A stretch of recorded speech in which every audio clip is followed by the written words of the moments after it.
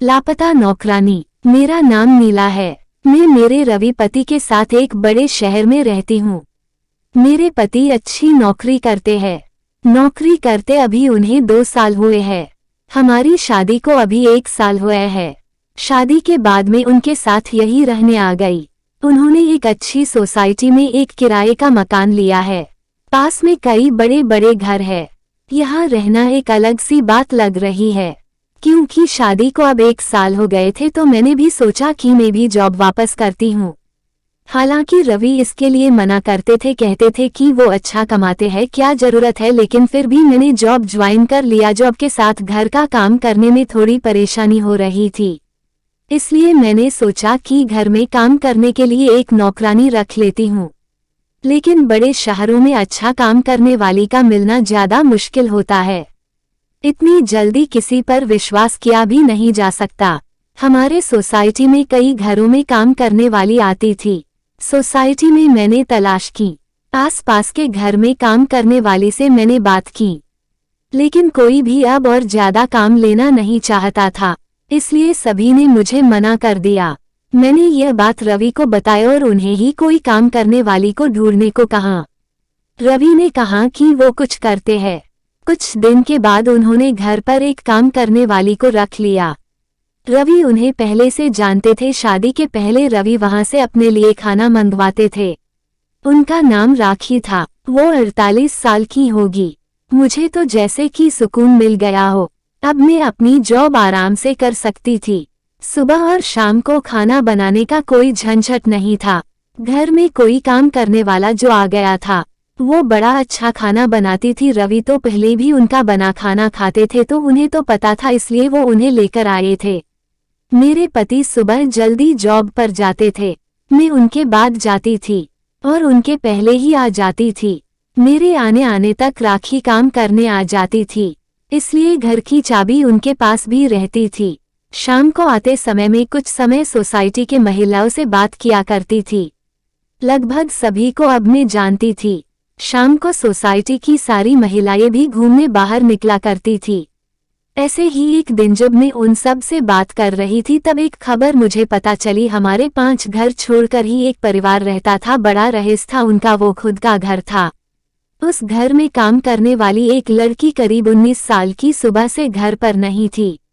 वो लड़की उनके घर का काम करने के साथ वहां रहती भी थी। वो आंटी बता रही थी कि वो सुबह जब जल्दी उठी तब वो लड़की घर पर थी ही नहीं। फोन किया तो उसका फोन भी स्विच ऑफ था। सोसाइटी में किसी ने उसे जाते नहीं देखा। वो आंटी कहने लगी कि घर देखना होगा, क्या पता कुछ लेकर गई तो नहीं। लड़की तो अच्छी थी, लेकिन आजकल कब कोई बदल जाए इसका पता कहाँ चलता है। उस लड़की को मैं भी मिली थी। अच्छी लड़की है, बात तो अच्छे से करती थी। इतना ज्यादा मैं उसे जानती नहीं हूँ। शाम की सारी बातें और घूमने के बाद मैं घर आई। रवि मेरे आने के कुछ घंटों बाद आते थे, लेकिन आज मैंने उनकी गाड़ी घर के बाहर देखी। वो इतना जल्दी आज कैसे आ गए, यही सोचते हुए मैं दरवाजे की ओर जा रही थी। दरवाजा मैंने अपनी चाबी से खोला, लेकिन वो नहीं खुला क्योंकि उसे अंदर से बंद किया था। मैंने डोर बेल बजाई, लेकिन कुछ देर खड़ी रहने के बाद भी दरवाजा नहीं खुला। थोड़ी देर बाद वो आए और उन्होंने दरवाजा खोला। रवि ने कहा कि तुम आ गई। उनके चेहरे पर एक अजीब सा डर था। मैंने पूछा क्या हुआ, इतने डरे क्यों लग रहे हो? वो बोले कुछ नहीं, मैं नहा रहा था, दरवाजा मैंने अंदर से बंद कर दिया, आवाज सुनाई नहीं दी। उनकी बात सुनकर मैं अपने बेडरूम में चली गई। सुबह से घर से बाहर थी तो मुझे बड़ी थकान हो रही थी। बेडरूम का दरवाजा बंद करना मैं भूल गई, तो हवा से इधर उधर हो रहा था। जब दरवाजा खुला होता है तो मेरे बेडरूम के मिरर से हमारे हाल का बाथरूम दिखाई देता है। मैं मिरर के आगे खड़ी होकर अपना मेकअप निकाल रही थी कि मुझे वो लड़की मिरर में दिखी, वो भी हमारे हाल के बाथरूम में। रवि भी उस बाथरूम में घुसा जिसमें वो लड़की पहले से ही थी। ये सब मैंने क्या देखा, मुझे यकीन ही नहीं हुआ। इतना दिखने के बाद मेरे बेडरूम का दरवाजा बंद हो गया। हवा से मुझे अब बाहर का कुछ दिखाई नहीं दे रहा था। मैं अपना सर पकड़कर अपने बिस्तर पर बैठ गई। मैं सोच रही थी बाहर जाकर देखूं और जो भी मैंने देखा वो सब गलत हो। मैं धीरे धीरे अपना बेडरूम का दरवाजा खोलने के लिए गई। मैंने दरवाजा खोला तो बाथरूम का दरवाजा तो खुला था। रवि और वो लड़की दोनों ही वहां नहीं थे। मेरी स्थिति उस समय क्या थी मैं बता भी नहीं सकती। मैं ये सोच रही थी कि रवि उस लड़की को कैसे जानता है। वो लड़की जब मैं यहाँ नहीं थी तब रवि के साथ क्या कर रही थी, और अब रवि उसे लेकर कहाँ गया है। मैंने सोचा कि मैं रवि को फोन करूं। मैंने उसी समय फोन किया। रवि ने कुछ देर बाद फोन उठाया। मेरे कुछ पूछने के पहले ही रवि ने कहा कि मुझे कुछ काम आ गया है, बस थोड़ी देर में आता हूँ। इतना कहकर रवि ने फोन काट दिया। वो मुझसे झूठ बोल रहा था। आखिर ऐसा क्या कर रहा था जो उसे मुझसे झूठ बोलना पड़ रहा था। मैं अपने आंसू रोक रही थी, अपने दिल को समझा रही थी कि रवि से बैठकर एक बार बात कर लें। अभी से कुछ भी मत सोच, शायद कुछ और बात होगी। लेकिन फिर यही ख्याल आता कि आईने में मैंने उसे देखा। थोड़ी देर बाद हमारी काम वाली राखी भी आए गई। उसने मुझे इस तरह चिंता में देखा तो पूछा कि मैडम क्या हुआ। मैंने उसे कुछ नहीं कहा और अपने कमरे में चली गई।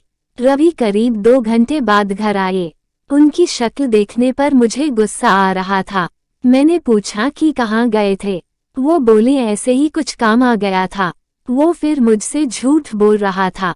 मुझे बहुत गुस्सा आ रहा था, लेकिन मैंने अपने गुस्से पर काबू किया क्योंकि घर में राखी थी।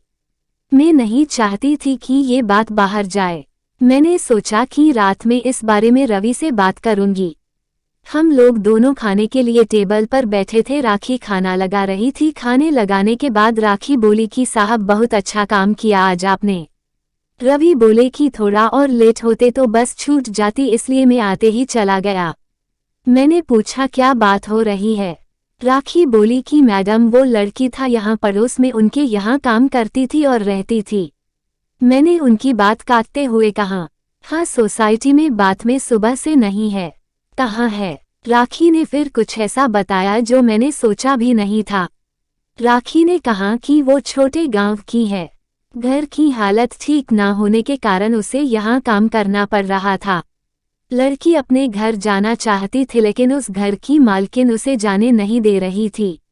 उसे पैसे भी नहीं दे रहे थे।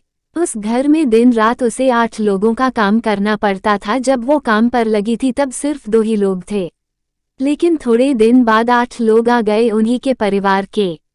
उसने काम छोड़ने और जाने को कहा तो उन्होंने उसे कहा कि तुम नहीं जा सकती जब तक हमें कोई और दूसरी काम करने वाली नहीं मिलती।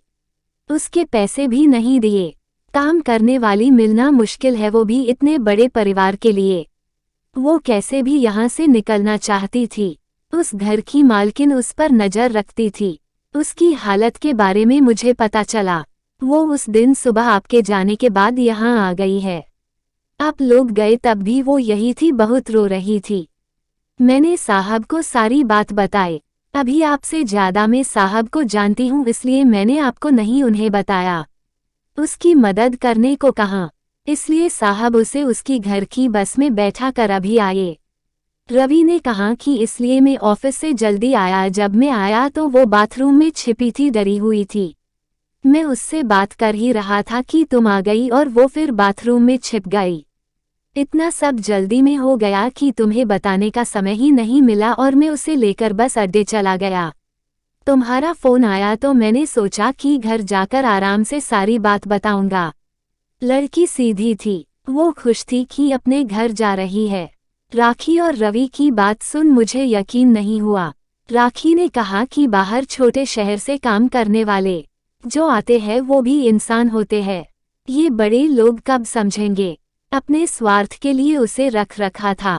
उसकी बात सोचने लायक थी।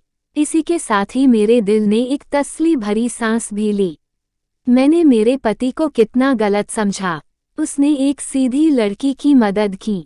मैंने राखी को कहा कि अगर अब कभी भी तुम्हें ऐसा कोई और दिखाई दे तो तुम मुझे भी बेफिक्र होकर कह सकती हो। हम इंसान हैं, सभी अपना जीवन अपने हिसाब से जीने का हक रखते हैं।